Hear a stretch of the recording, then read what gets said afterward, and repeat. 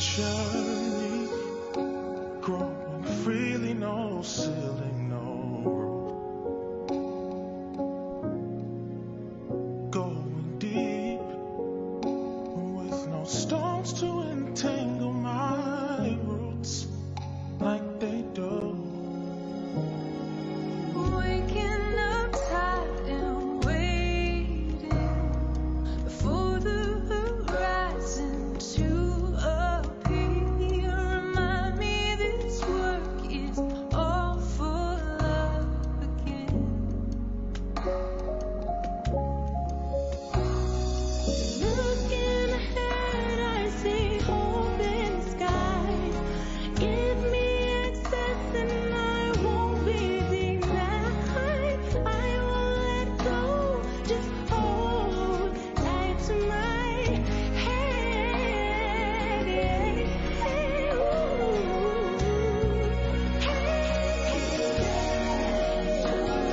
The world that we knew would return here. Live my dream without no fear. Sure that will wipe away all tears. I hate that my hands can't touch you. My arms and soul hold to the memories and dreams. Know in my heart that I won't let go.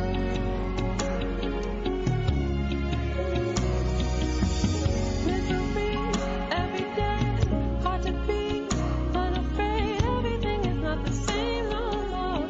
Policies stay the same. They should be ashamed. They should try to hide their face.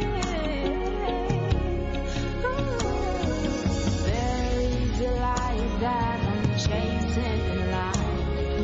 It won't be put out, thankful I'm alive. Ready or not, I will rise to a brighter day.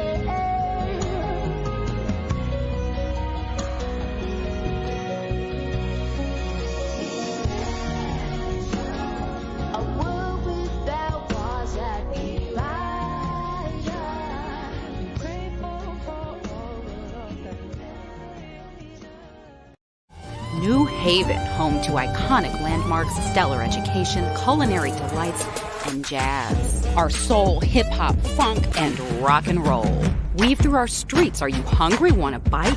Gourmet, soul food fusion, or pizza all night. Thirsty? Grab a bubble tea, a coffee, a shake. Your sweet tooth is going to love our taste. Need a ride here or there? We have trains, planes, and automobiles, bikes, boards, and ramps you can feel.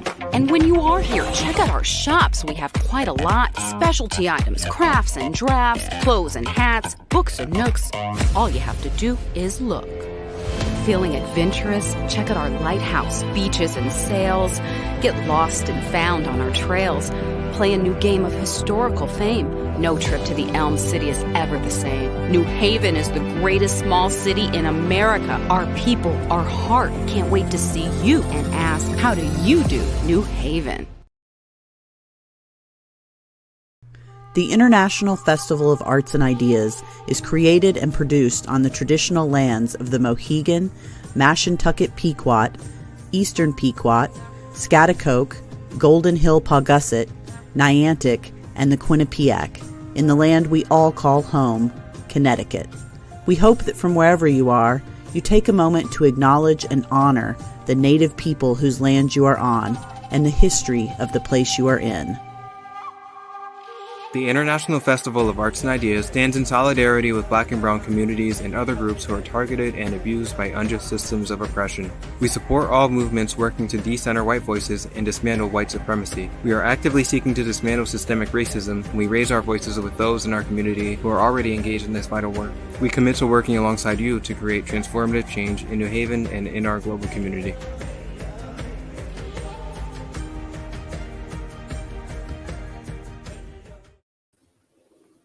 Good afternoon. Hello, everyone.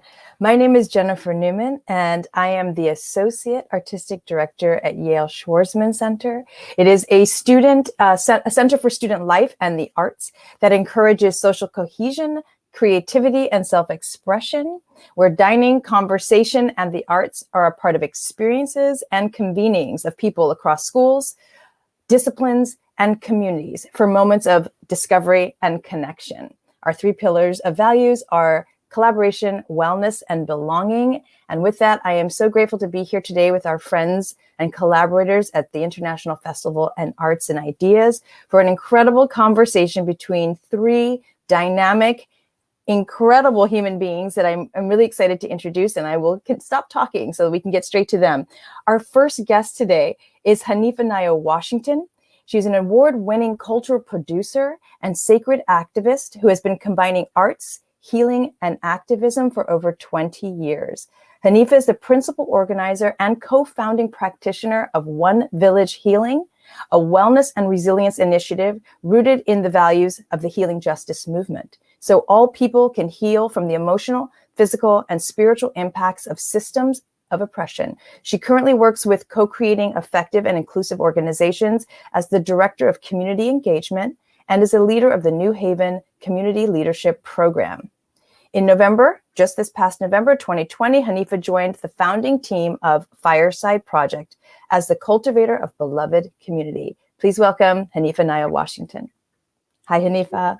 Hi, thank you so much, Jennifer, for the warm welcome, and good day, good now to everybody joining. I'm very excited and honored to be here to share space with all of those who have gathered today.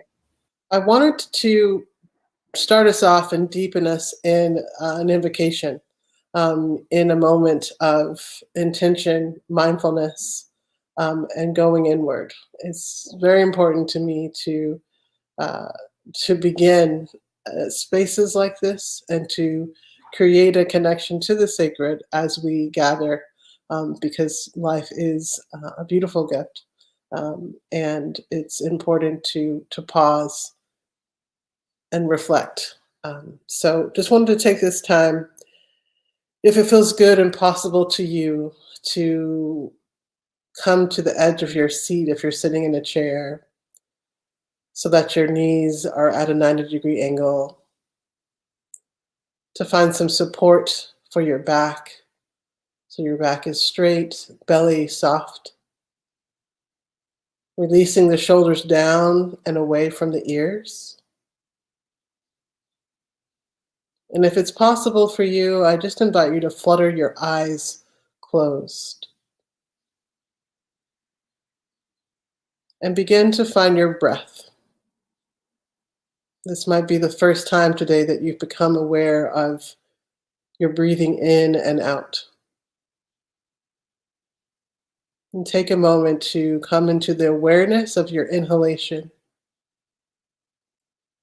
Breathing in slow and soft through the nose. And exhaling from the mouth like you're blowing out candles.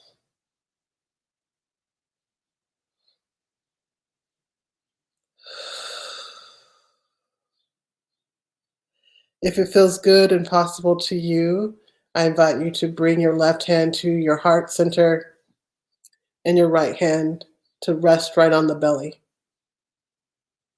As you continue to breathe in through the nose and out the mouth. Relaxing your jaw, softening your eyes. And just continue this breathing pattern. Breathing in love and exhaling gratitude.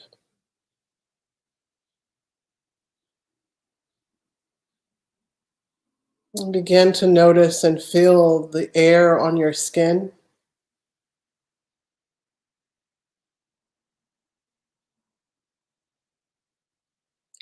Notice what you hear in the space around you.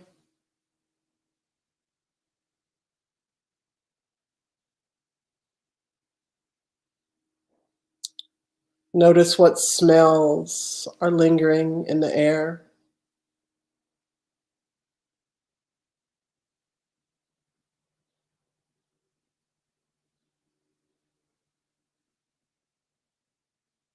And continue to breathe in love and exhale gratitude as we give thanks and praise to the forces of life, as we honor the earth, as we honor our ancestors who came before us,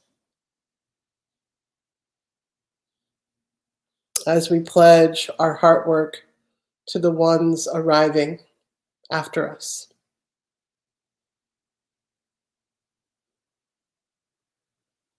We honor and praise those who have passed, who carried the torch of freedom and fought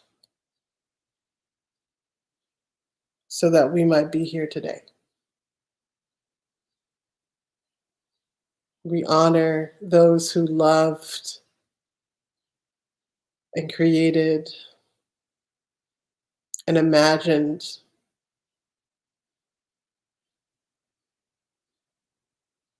a new world into existence.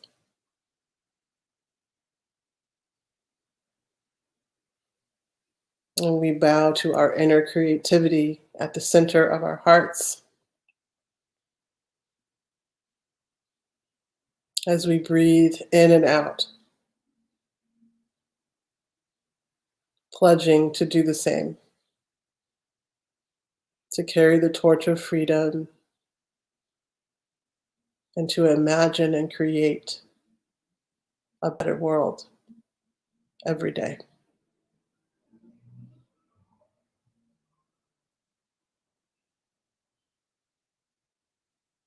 And we honor and uplift those who could not be here today, who do not have the privilege or the access, those who are suffering.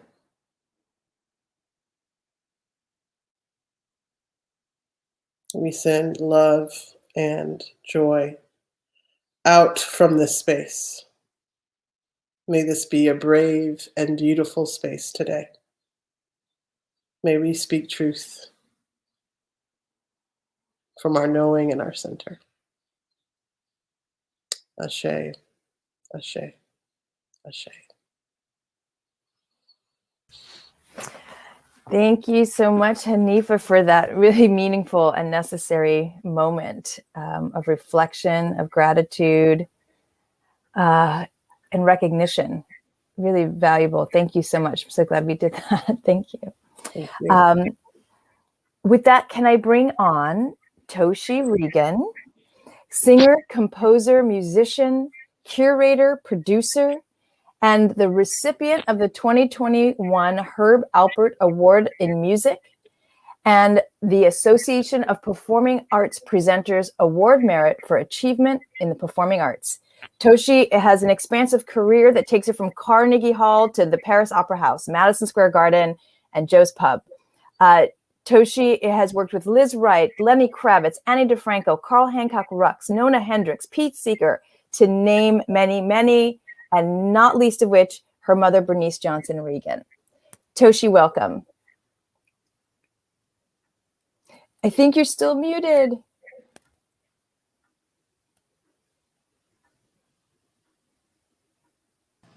Okay, I'll do it. Thank you so much. And, blessings, Hanifa. Thank you so much for that. I really needed that. So I'm really happy to be here and be in conversation with everybody.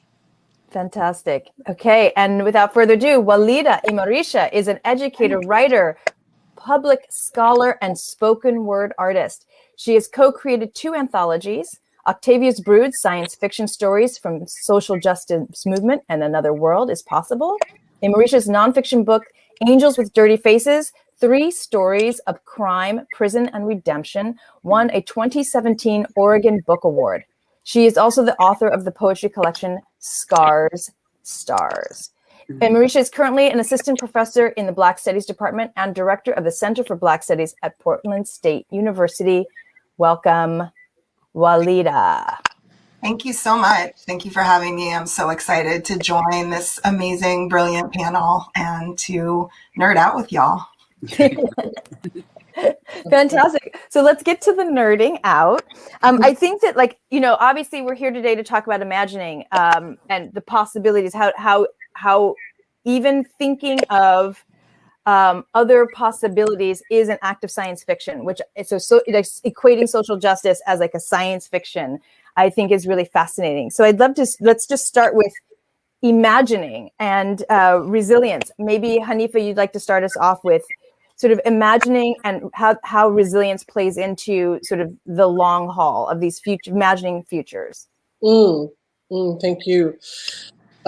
Yeah, I think that, you know, imagination is literally, you look around any space that your room that you're in right now, everything that you see and are on and touching, like, wasn't in someone's mind. It was a thought, it was energy before it became real. And I think that giving space and having practices of imagining and following that, not because we're trying to produce or to become famous or whatever, but just to honor the imagination. The imagination is sacred, gives way to so much potential. I also feel like, you know, as somebody who is a healing justice practitioner, meaning that, you know, I'm a Reiki master practitioner, and I put first centering, you know, brown and black people, femme, women, folk, as the folks who I'm really hoping to work with and center healing on, because when you're stressed out, when you are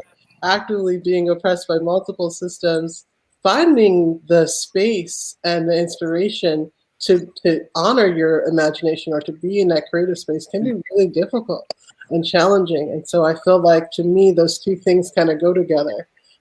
Being able to have access to healing spaces or healing practices, to me, gives way, you know, to having the mindset to follow the imagination, and that what I think is like an inner spirit that's constantly talking to me saying, hey, it's time to express this, or let's move and transmute this pain into something that's flowering, into lesson, into inspiration. So to me, those two things are really, really connected. Yeah, that just a little, you know, this a small tool as you talk. You know, I think we all get just today, right? Just to have the moment of sitting through your invocation and that practice, that moment of pause, it made me realize how it is accessible to us all at all times, but it's I don't know if it's carving out the time or allowing ourselves the time, but how to remind oneself to just take that time to do it.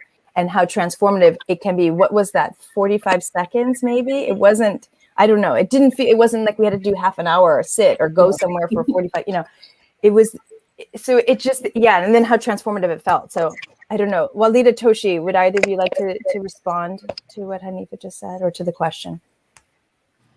I mean, yeah, you know, one of my favorite imagination, you know, callings was from the 9/11 Commission.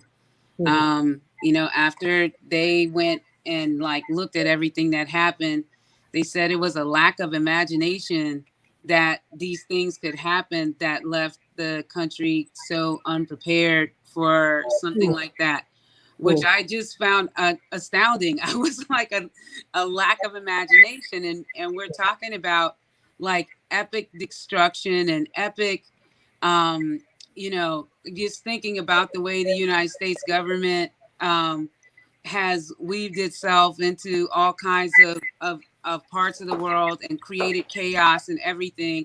And that kind of a culmination of disaster happened on in New York City.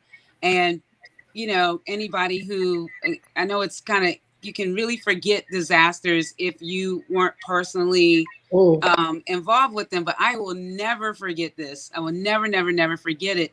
And the way that they called this idea of imagination lacking, in government. And they're saying like, you just can't believe that other people could do this. But I think it speaks to the stuckness of collaborative governing of our country. It speaks to the the long lens of oppression and violence that we're all a part of, and many of us are in systems sustaining that.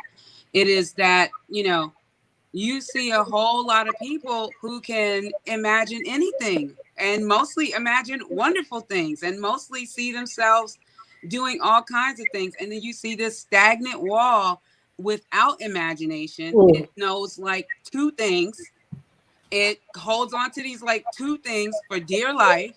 It's like power, money, and violence. Maybe that's three things, or maybe they're all the same thing. It is afraid of imagination. It fears the unknown. It fears the stretching out of the hands and the arms. It fears nothing is worse than like a bunch of brown and black people running around the street and being happy. Like it fears that energetic force that cannot be contained, and that energetic force that even we don't know where it will go as we invoke it. And I think that's the crossroads of humanity in collaboration with Earth right now.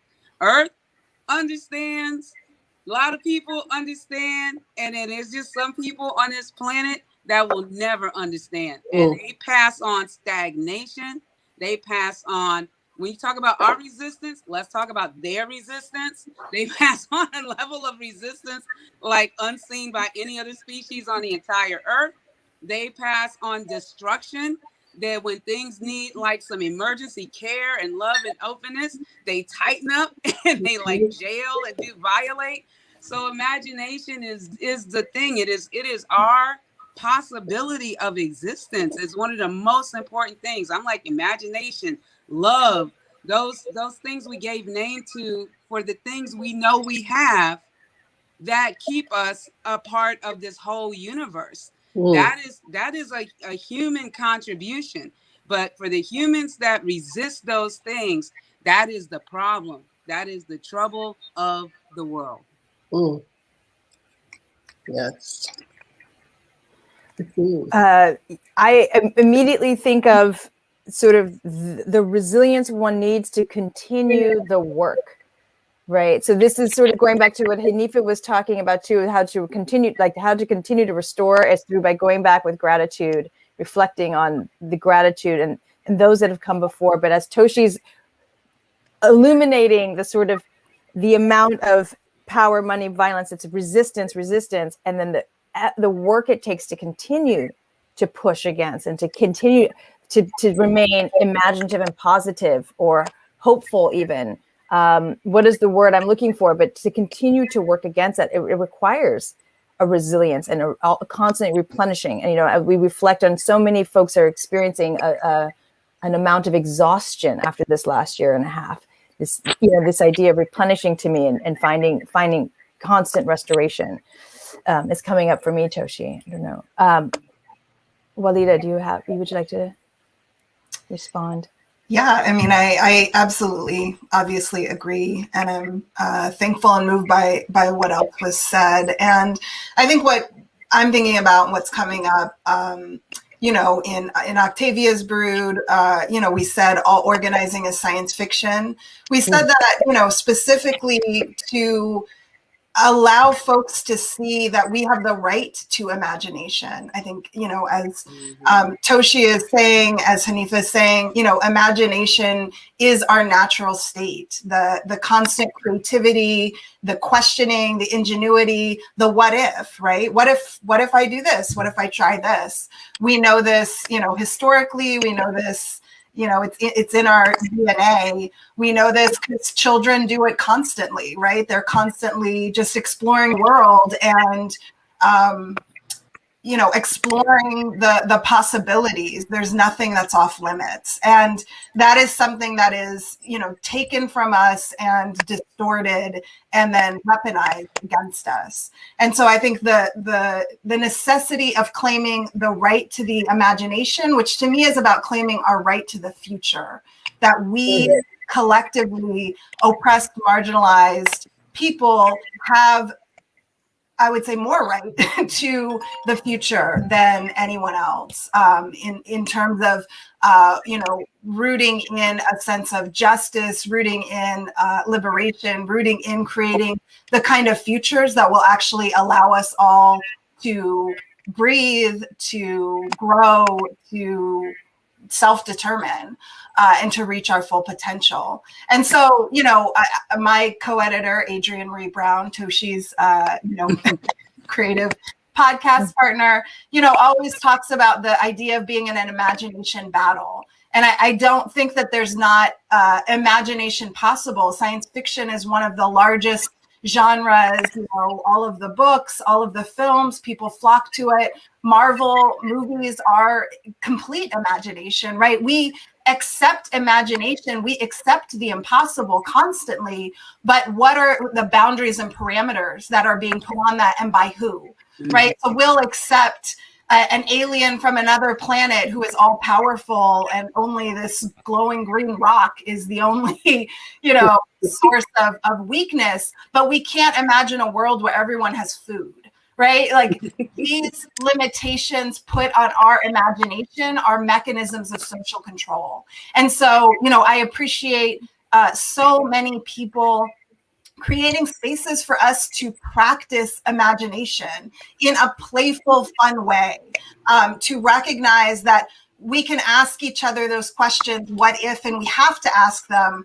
because continually our minds have been constricted and constrained by this system since we got here to say, that's impossible. A world without prisons, impossible. A world without police, impossible. A world without capitalism, impossible. It cuts off that possibility while feeding us these endless imaginings of power, of domination, of destruction. And so we need to continually support one another in community collectively with asking ourselves that question, what if? Not out of fear, not out of scarcity, but out of joy, out of hope, out of creativity. And we need to nurture that in one another. And we need to incorporate that into all of our spaces as much as possible, because it's not that, imagination doesn't exist. It's that our imagination has been shackled, and we need to support one another as we have done specifically as Black folks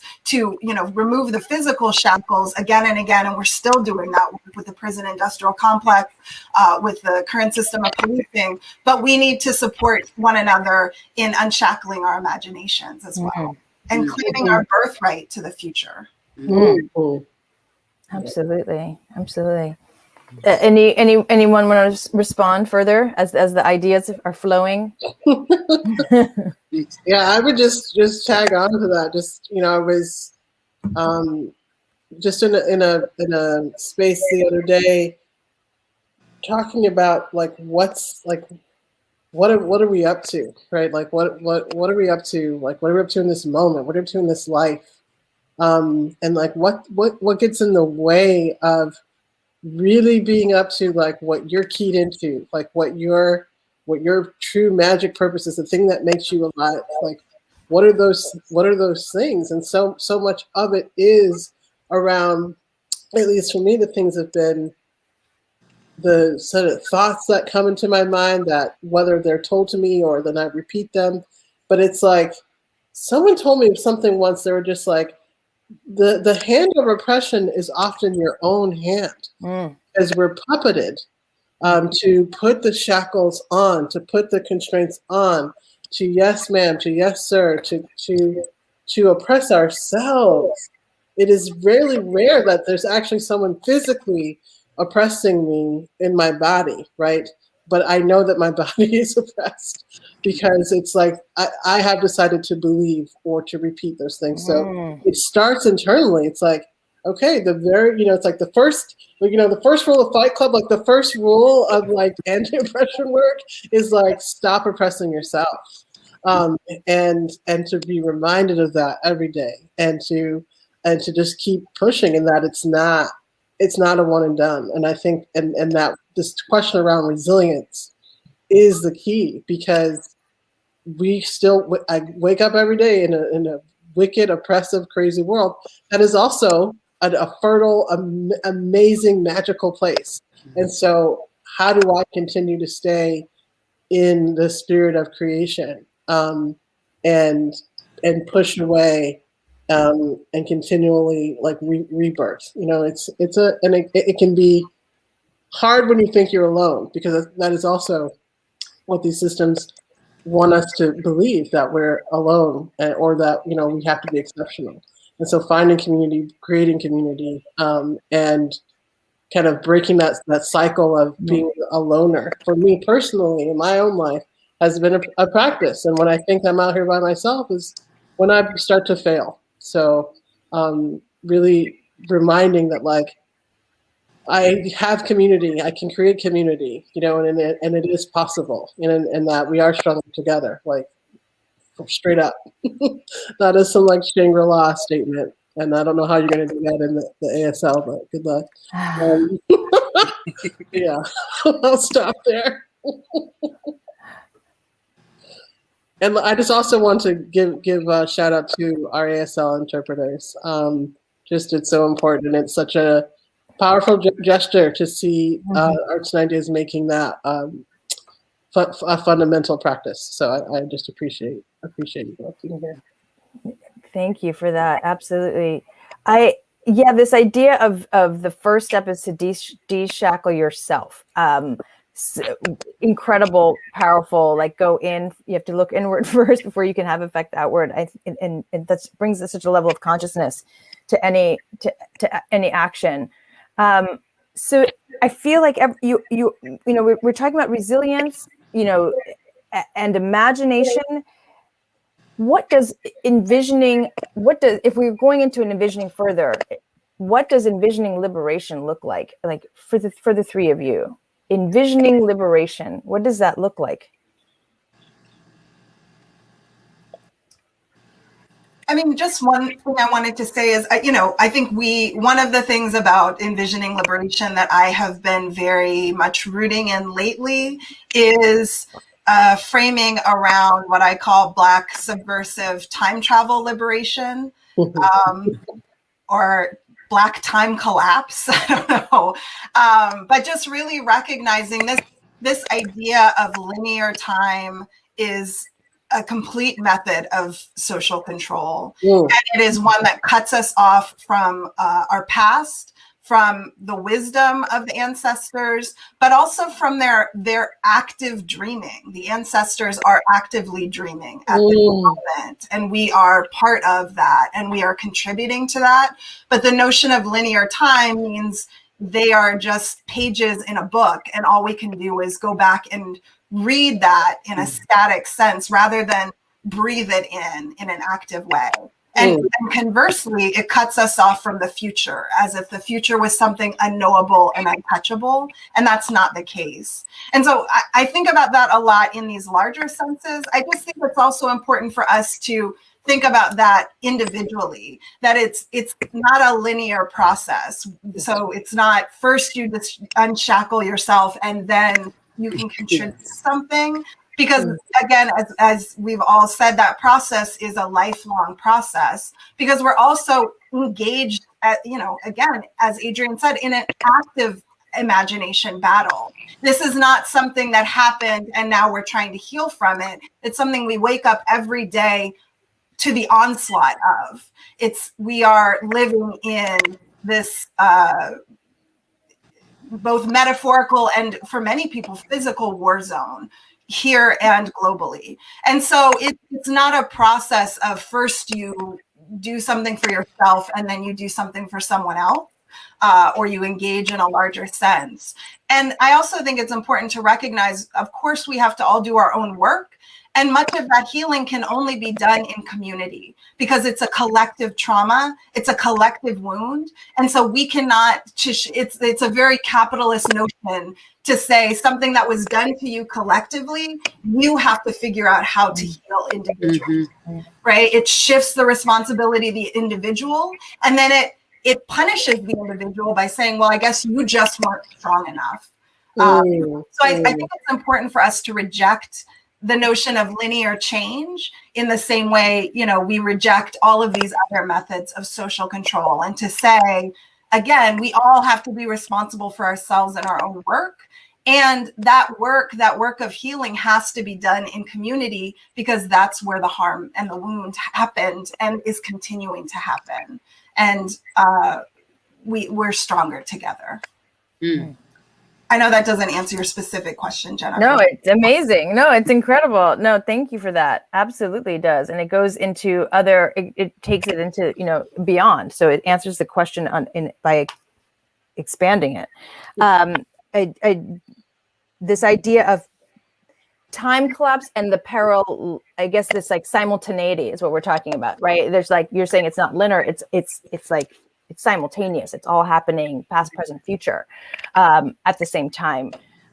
It's quite interesting to me, and imagining possible futures, and just what you said about ancestors actively dreaming now. I'd love to hear more about that too, because I think that's very powerful. Well, I mean, yeah, I love what you said so much, Walidah. I'm just like over here, just like, where you at? Let's go have tea. Because I'm like where can we all meet? Like, I need a few hours. But I love what you said because it makes it accessible to everybody.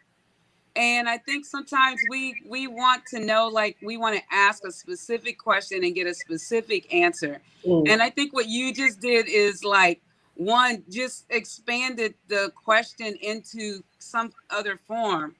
So like, whether you can ask that question or not is irrelevant now. It is arrived in you already. You don't, you know, so you may not have the language for this specific question, but it is arrived. And I think you just gave like all of us a whole lot of ways of noticing and coming to our own, you know, realizations, or remembering how it's already activated in your life, and just like actually being, oh yeah, that was one. And I want to point to like Octavia's "All that you touch, you change. All that you change changes you. The only lasting truth is change." I'm not sure why y'all went everything you touch on the title. I don't know what that was about, but Octavia is an obvious nod to Octavia's "All that you touch, you change."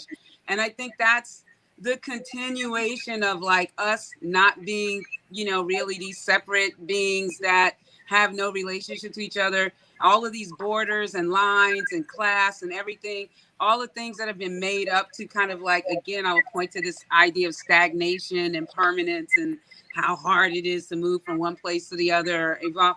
And I just had like a really incredible experience in my creative work where I was writing a song for a soundtrack of a great film that's going to come out this summer, and to contribute to the soundtrack. And I went in the studio and I wrote this song, and they said, "What's your song going to be about?" And I said, "It's going to be about freedom," because I feel like all of the characters are trying to find freedom in their own ways. Like they're all looking for this more like other thing of expansiveness. And then I was going to have my song be like the way that freedom is already arrived, you know, the way that it is already in so many parts of your life, and that, well, why can't that seed, as opposed to thinking you have no freedom, like, because there's people who have really like no freedom, and then there's lots of us who have a lot of freedom, and but this idea of complete freedom or liberation, or the wider, you know, the unshackling of the chains and things like that. So I was experimenting with that, and I was using the spiritual "Oh Freedom," and I called the song "Over Me." And because all freedom over me, before I be a slave, I'll be buried in my grave and go home to my Lord and be free. So it's using that as like the kind of ghosty container for this idea. And when I got home, I just felt like the song was really disjointed, and that maybe it was 3 different songs. I'm having this whole judgmental conversation. I went to sleep. At 5 a.m. in the morning. I was woken up and I heard music. And so I grabbed my phone and I hit the voice recorder. And I think I'm going to do like what I usually do, which is kind of like, like a little note to myself. Don't forget this song in your dream. Yeah. I was like doing the song. Then these words started coming. I walk along this so shiny road. And I sang everything that was given to me in my sleep. I woke up the next morning. It was a complete song. And I had no idea how long it was. I just called the studio and said, I'm not going to finish that other song. I've been given this other song. I went into the studio. I used that as a demo. I put the song on top of it. And then John, my engineer, said, this is incredible. It's 12 minutes long. I, in the middle of the night, halfway asleep, sang a complete 12-minute song that was like, it was like, this song goes from like a solitary person walking on the road. This song starts to talk about white men and like how they walk in freedom and don't want nobody else to. This song had incidents on a slave ship. This song talked about the moon. This song talked like it's this whole journey. If I had not sang it and written it down, I'd never remember it. Wow. 12 minutes, like complete. So our ancestors are dreaming about us all the time. I cannot take any responsibility for this song. I should just put on the copyright ancestors. So I can testify that it is happening. Yeah. Nice. I mean, that was like, that's so, I love that you took an example of your own sort of a moment of inspiration.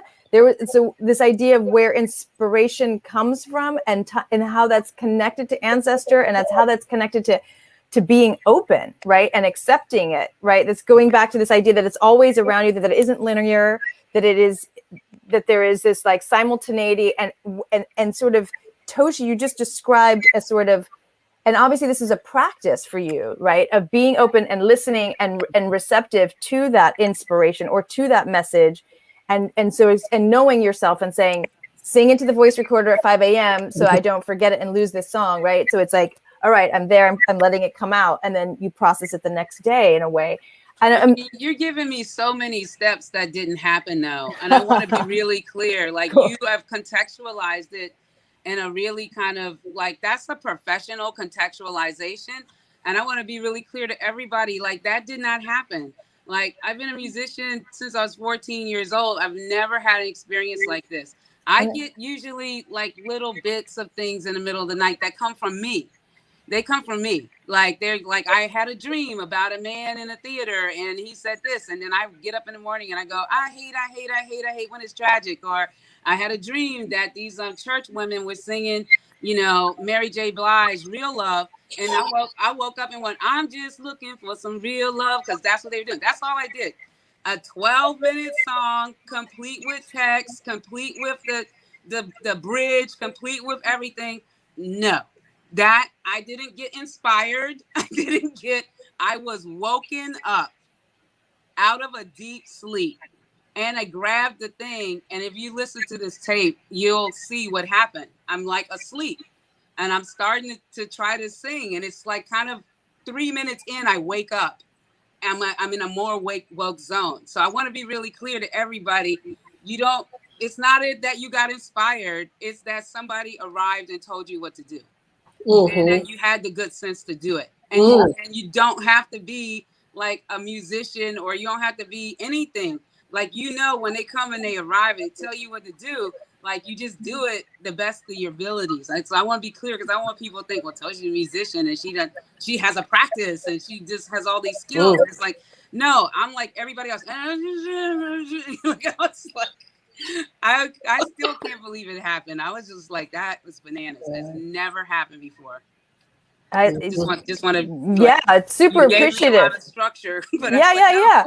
And I think that's valuable, because I think what, like, a lot of sort of what I'm hearing today is sort of steps for, or lessons for, or messages for, so the, like, a sort of the everyday versus the practice. As Toshi, you just like sort of highlighted, like, you're giving me a professionalized, reduction of a what I'm calling a very specific thing that happened.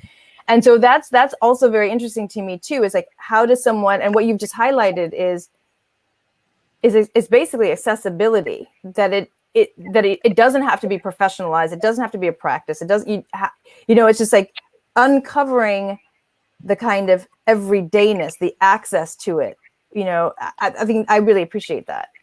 And also, I appreciate you so much gifting us that, Toshi, and that's just, it's so beautiful to hear and moving, and it's so important to share those stories, as you're saying, and to make sure that, I love what you said, that you're like, this can happen to everyone. This does happen to everyone. And it's our choice whether we listen or not. And I think that active piece, right? We often have these moments. We all have these moments where we're like, I just got something very clearly given to me. And we decide, do we listen? Do we get up? Do we turn that recorder on? Or do we, just let that float away from us? And I love that, answering the call that has been sent to us in whatever way that arrives for us.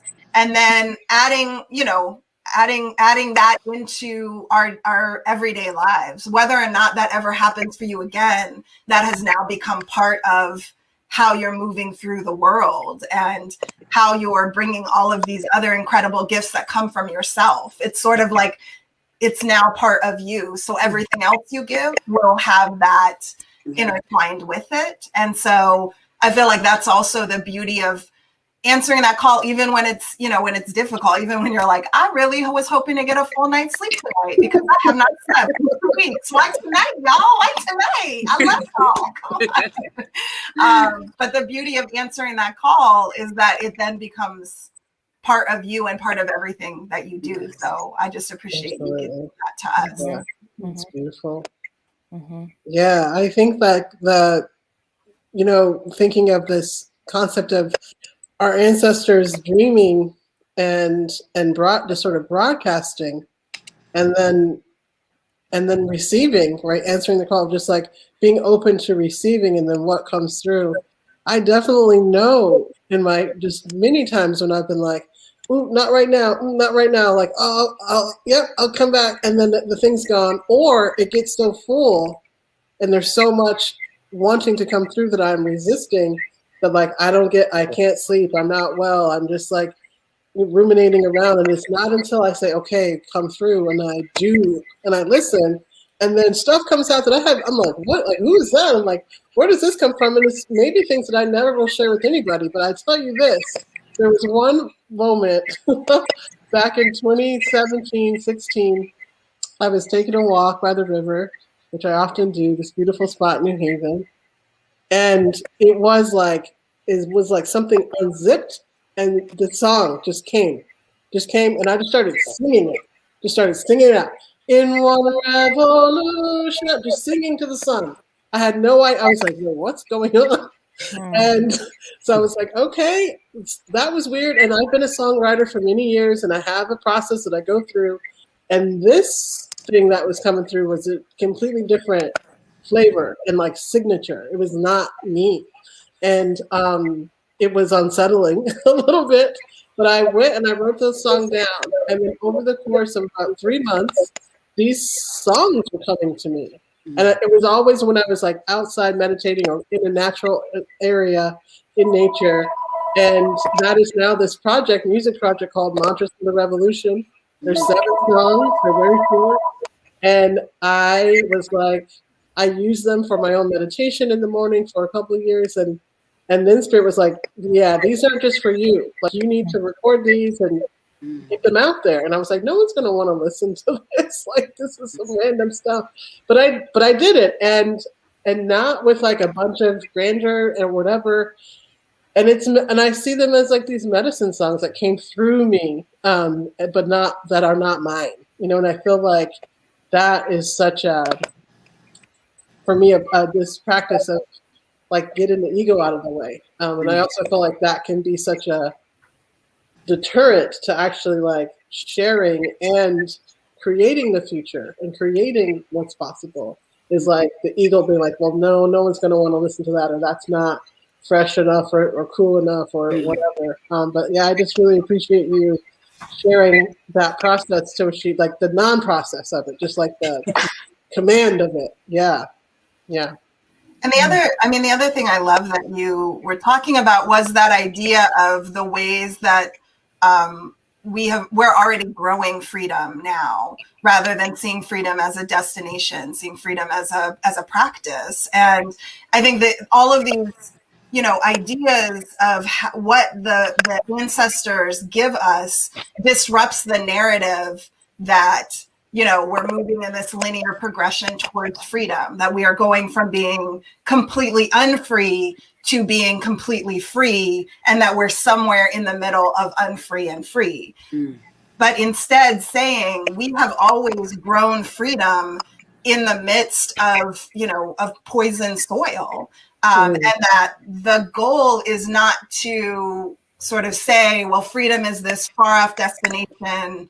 I'll probably never reach it, but, I just contribute to get there. But that we all have the possibilities. And that's, again, why I challenge the notion of linear time. We can continually pull those liberated spaces from the past or the future or the space of non-time that they exist and create them. And, we may not be able to hold on to them continually, but we can hold on to them for a weekend, or for an hour, or for, a specific time, or we can put them down as songs, as y'all have done, to gift to other folks, and to create these spaces of, of sort of time collapse liberation that we can offer to each other, that we can hold on to. And then it also makes it less hard when those times have to end, where you're at a beautiful gathering and it's coming to an end, and it's, you're like, oh my God, I don't know if I'll ever have this again. But if we know we all have the power collectively to create those spaces, then we can let it go, obviously always with some sadness, but knowing we'll be manifesting this again. And so I love these ideas you're giving us, because it challenges that notion that like our ancestors have nothing to give us but pain and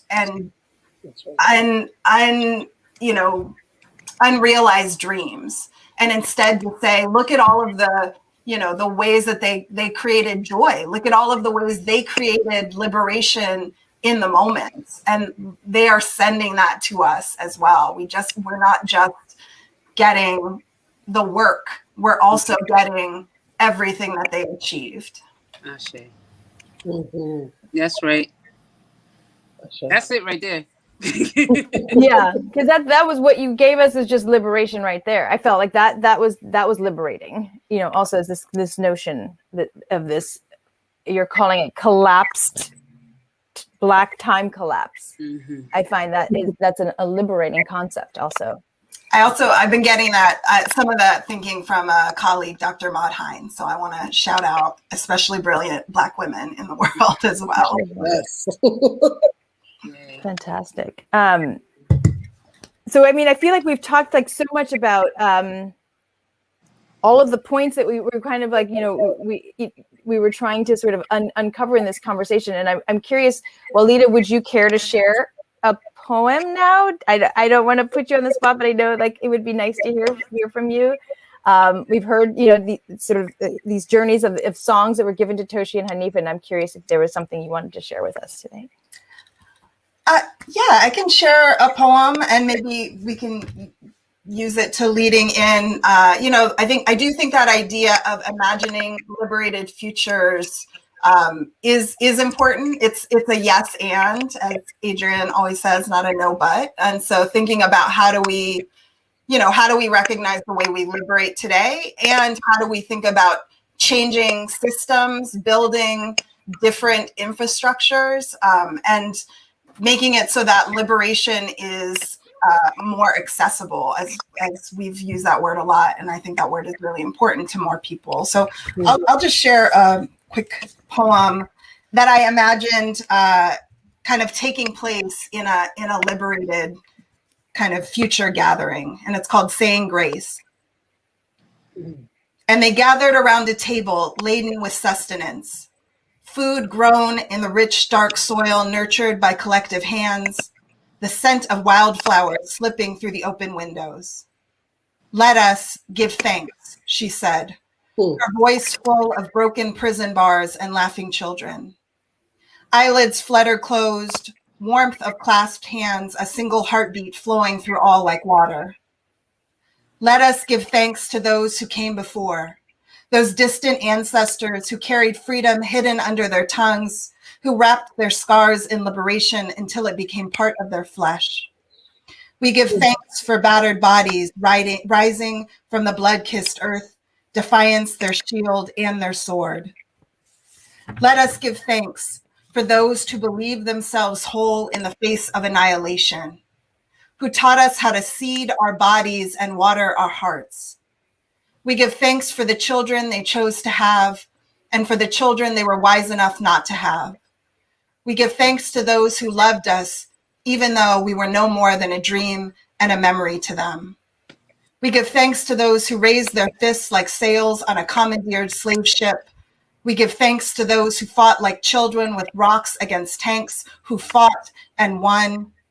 We thank you, beautiful, shining ancestors, for defying the laws of time and space, for dreaming of the future while cradling the past. Thank you for being shapeshifters, time travelers, stargazers, and empaths, interstellar warriors, alchemists, and leopard people. To all of those who came before, to all of those who will come after, we give thanks and love. The word flew from her mouth like a butterfly, wings clashing colors. Around the table, other mouths open, breathing more butterflies into existence. Love, love, love, love, love, love, love. We give thanks. Thank you so much. So beautiful. Oh, wow. Thanks, y'all. I think I just have to sit with that one for a bit.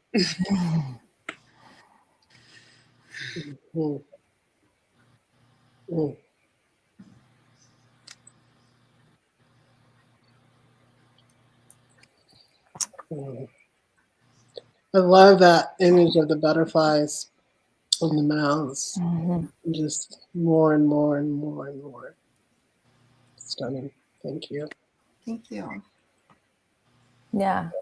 It's like there's it's ancestral, but there you see generations, and you see, it's quite stunning. Thank you. And I also, I'm imagining it in the future. So I'm imagining we'll all be those butterflies as well, right? This, I don't know how it takes place, but I'm looking forward to being energy that, I'm like, I don't need a name. I don't need you to manifest me, but I want to be there for y'all. I want to just, I can't wait to, however that happens, just fly up and be like, let me hold you for a minute. So, just imagining, trying to be one of those butterflies flying out and just blanketing with others. So beautiful. I'm curious. We're sort of coming up to our last few minutes, and I'm curious if there was any, you've all three shared so much wisdom. through your experience and through your work, your artistry, your sharings today. I'm curious if there's any sort of, as we talk about messages, do you have messages of, what would be a message to the future as you're imagining these butterflies and being butterfly energy? What are messages of hope or messages you would want to send to the future, for imagining future? I always, I mean, I don't know about the future, but I always like to tend to the soil of what's like right in front of me or accessible. And one time, my mom said this thing. It's kind of been, which is like from your genius, whatever it is, like that's the magic. And I think a lot of times people think they have to go find something else and then incorporate it. And I think like we are the future, I'm the I wrote my cousin a letter about our grandparents because she never got to meet them. And I said, I am the confirmation. I was the confirmation of their lives. When they saw me, they knew like every single thing they did was in me. Like I was like a miracle to them. Like it was, and that idea around time bending and that I arrive from wherever people arrive and they could hold me and they could touch me and they could smile at me and they could poke at my belly button. Sometimes the idea seems like we're trying to evoke as something so grand, but I think what I'm hearing from all of us is that it's that you have it already. And I think that that from where you are, like from what what that next step is, you can achieve in whatever direction that it goes. That not only are you in the container of your knowing and of your body, but that there is just so much more going on that you have access to. So go ahead and take that one. You don't got to know one more thing that today in this moment. This is it, and use it.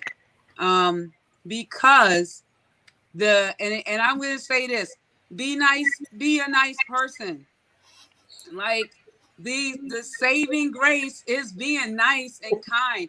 I'm not saying like people or love somebody. I'm saying be nice. Like all of these disasters on the planet work against kindness. They turn everything into monsters. They make everything a catastrophe. They make you desperate enough to do things you thought you would never do.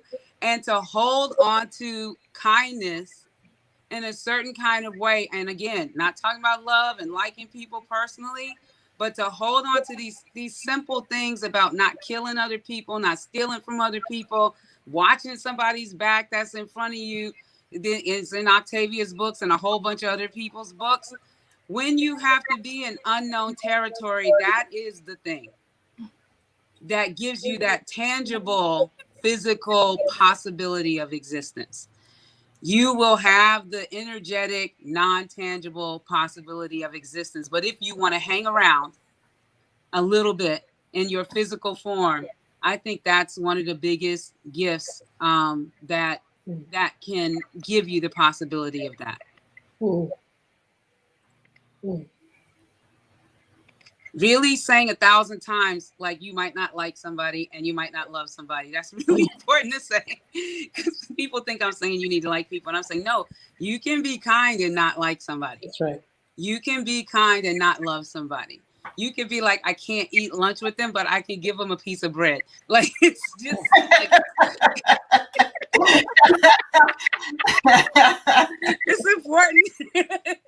Yes. I love that. Because because the opposite of that venom of hate, that's not living in their body. It's going to be living in your body that you're carrying around. So being kind is like to yourself. Like that's the biggest gift you can be for yourself. And that emanates out. I love that. That's such a good reminder. Mm-hmm. Ooh. Ooh. And I think that again, another gift. That idea, Toshi, of like just being present and just what you have is enough and what you have to give in the moment, and that it will be worth so much to the future. You know, this is the first time we're face-to-face meeting, but you know, I've been listening to your voice because I taught Parable of the Sower this past year in my Black science fiction class, and students listened to the podcast you and Adrian did do and are now still doing for the sequel, Parable of the Talents, Octavia's Parables podcast. And you know, it felt like it was such a moment in time to listen to it, y'all recording it before everything went wild, through the pandemic, through the, you know, the election, through everything. It was such a holding in the moment. And then it's such a timeless gift as well. And it was such an invaluable gift. I was worried about assigning Parable of the Sower. If folks haven't read it, I encourage you to read it, but I do encourage you to listen to Octavia's Parables podcast they go chapter by chapter, because it is a realistic and hard and hopeful and heartbreaking book. And it was very hard to read that with students while we were remote. We were just people on a screen during a pandemic that is still ongoing, during so many destructions and catastrophes that have been going on for centuries. And you and Adrian, you know, just being in the moment and bringing y'all's just brilliant wisdom and creativity, it helped hold the students. And I, you know, was like, if you are struggling with this chapter, make sure you listen to the podcast for that chapter, because it will help you to hold it and to see the path forward when it feels like, you know, you end some of those chapters and you're like, I can't read on right now. I am destroyed emotionally. Octavia, why? I thought you loved me. And Octavia was like, you need this. But you and Adrian were there, were like, let us hold you for a minute and we will help you get to the next step. And so I just, you know, I want to thank you, because I know that was kind of a specific moment. And I know it's also time traveling, it's ongoing as well now. But, you know, that's what you give in the moment with what you have. It's not enough. It's more than enough. And it will resonate beyond your wildest imagination and dreams. That's beautiful. I feel like this conversation you guys have all dropped so many these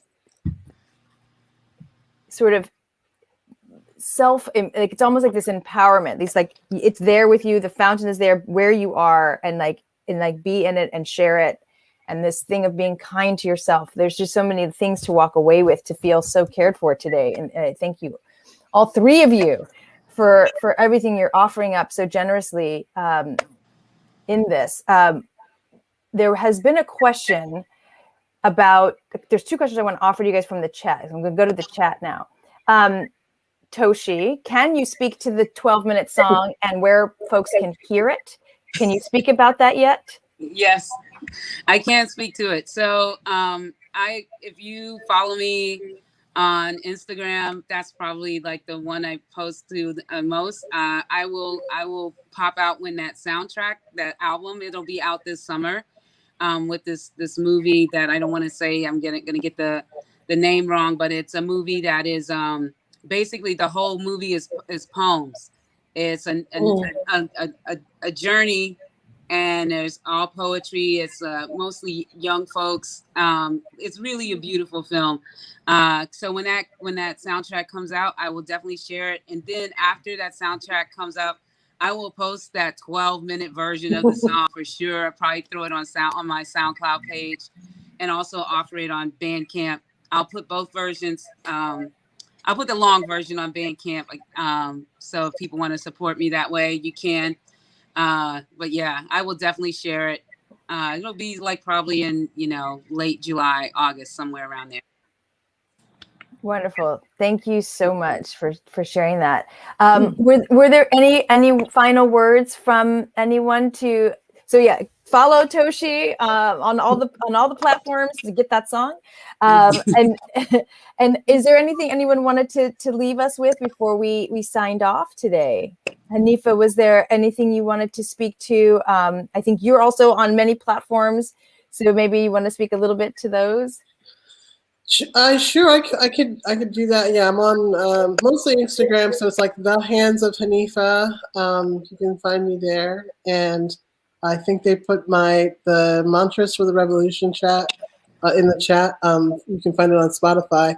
I kind of am feeling called to sing that song, but I'm also like, I don't know.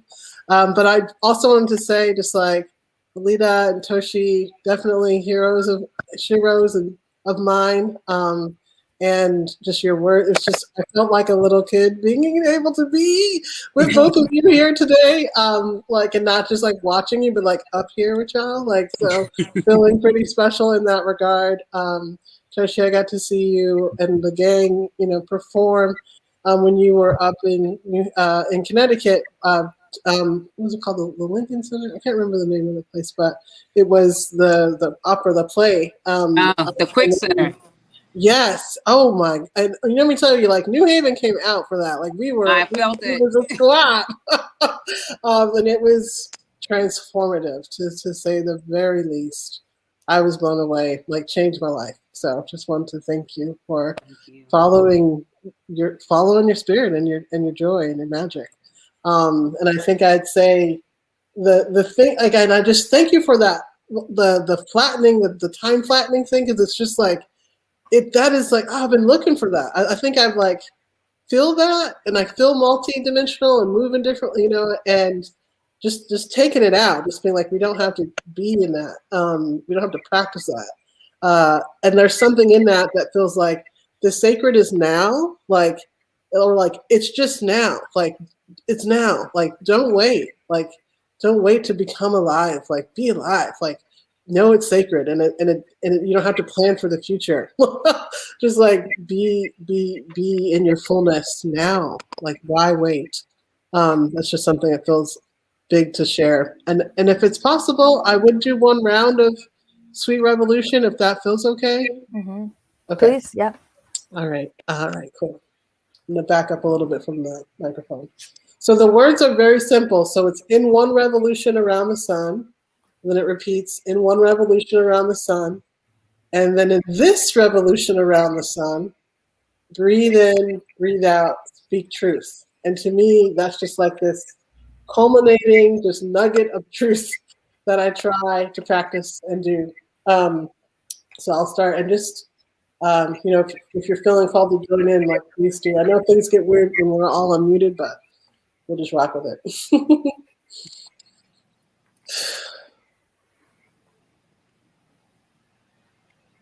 In one revolution around the sun, in one revolution around the sun.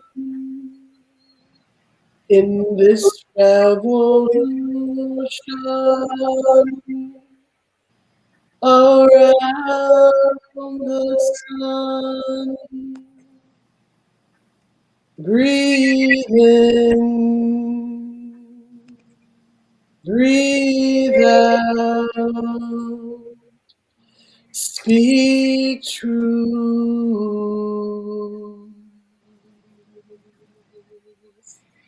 Breathe in, breathe out,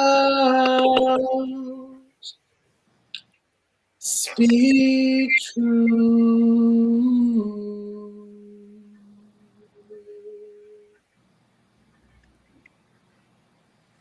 Thank you. Thank you. Thank you. Yes, thank you so much. Thank you for letting me do that. Many thanks for that.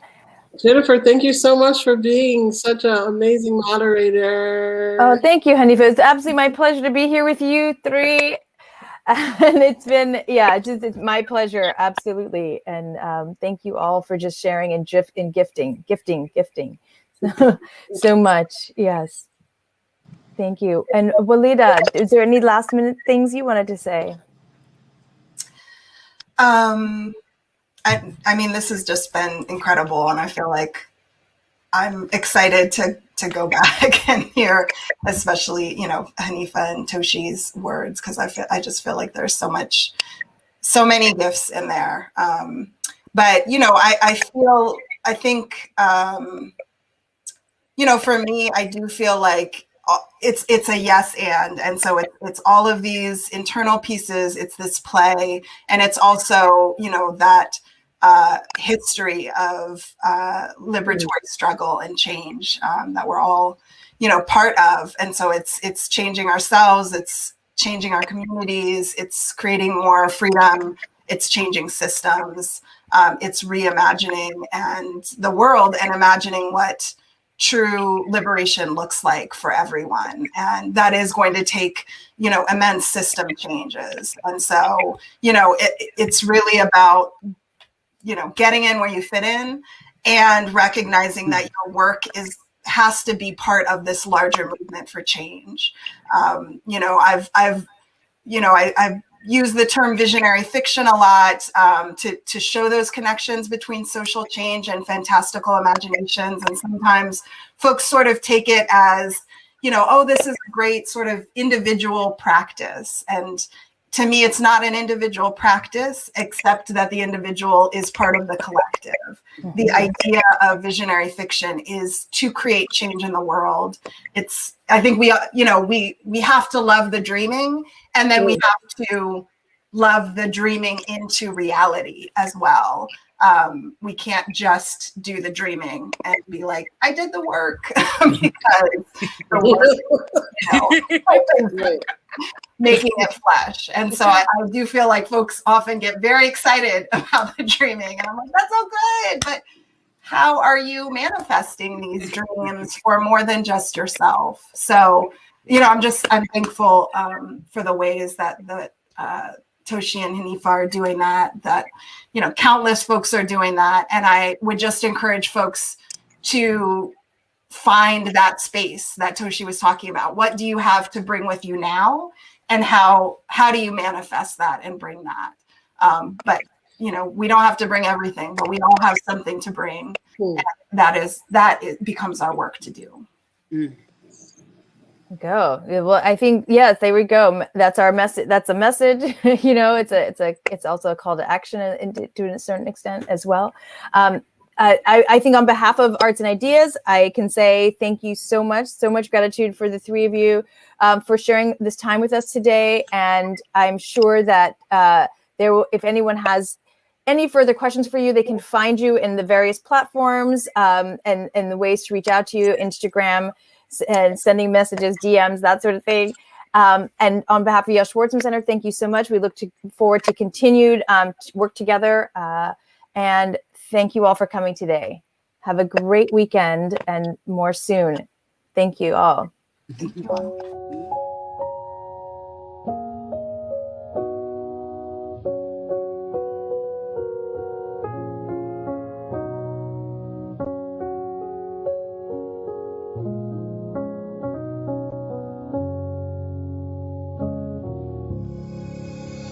Picture me growing freely, no ceiling, no roof.